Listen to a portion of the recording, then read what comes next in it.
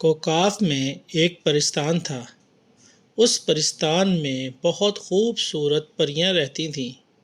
وہ پریاں ہر وقت خوبصورت لباس میں ملبوس رہتی تھیں۔ ان پریوں میں 5 پریاں جن کے نام ستارہ، پھول، نیلم، گلہی اور ریشم پری تھی۔ ستارہ پری باقی 4 پریوں سے بڑی تھی۔ وہ پریاں پرستان میں بہت خوش تھیں۔ ایک مرتبہ ریشمی پری نے باقی پریوں سے کہا کہ کیوں نہ انسانوں کی دنیا کی سیر کی جائے۔ پریوں نے ریشمی پری کی ہاں میں ہاں ملا دی، جبکہ ستارہ پری اس پر آمادہ نہ ہوئی۔ اس نے صاف انکار کر دیا۔ اس نے کہا ہم لوگ انسانی دنیا کے راستوں سے ناواقف ہیں۔ انسانی دنیا میں اچھے لوگ بھی ہیں اور برے لوگ بھی۔ ہم کسی مصیبت میں نہ پھنس جائیں۔ لیکن ریشمی پری نے اس کی بات پر عمل نہ کیا اور اگلے دن اڑن قالین پر بیٹھ کر روانہ ہو گئی۔ وہ اڑتے اڑتے بہت دور پہنچ گئی۔ وہ تھک چکی تھی۔ انہوں نے فیصلہ کیا کہ وہ کسی ملک میں اتر کر تھوڑا آرام کر لیں۔ وہ ایک ملک میں اتر گئیں۔ اس ملک میں ایک ظالم بادشاہ حکومت کرتا تھا۔ وہ اپنی رعایا پر بہت ظلم کرتا تھا۔ وہ بہت لالچی تھا۔ پریاں بادشاہ کے محل میں داخل ہوئیں۔ چند روز محل میں گزارنے کے لیے اس نے اجازت لی۔ بادشاہ نے اجازت تو دے دی لیکن اور ان کو واپس نہ جانے دیا۔ ادھر پرستان میں ستارہ پری اپنے دوستوں کے لیے بہت فکر مند تھی۔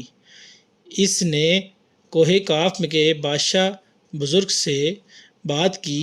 کوہ کاف کے بادشاہ نے اپنے بیٹے کو حکم دیا کہ وہ پریوں کو ڈھونڈ کر لائے۔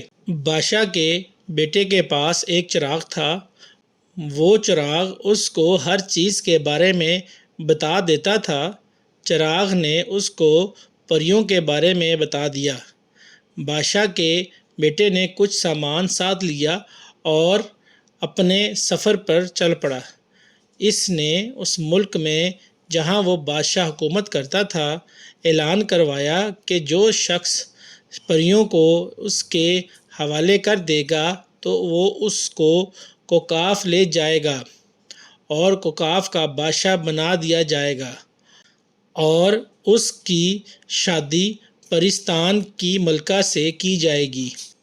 جب ظالم بادشاہ نے یہ اعلان سنا تو اس نے فوراً کوکاف کے بادشاہ کو بلایا۔ ظالم بادشاہ نے اس کو بتایا کہ پریاں اس کے قبضے میں ہیں۔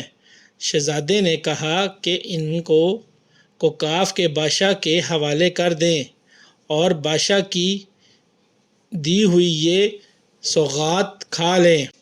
ظالم بادشاہ نے سوغات کو کھایا تو وہ فوراً مر گیا کیونکہ کوکاف کے بادشاہ نے اس میں زہر ملا دیا تھا۔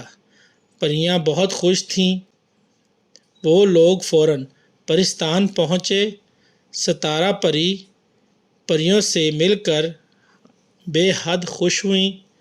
پریوں نے عہد کر لیا کہ وہ آئندہ کسی بڑے کی رہنمائی کے بغیر کہیں اور جگہ نہیں جائیں گی۔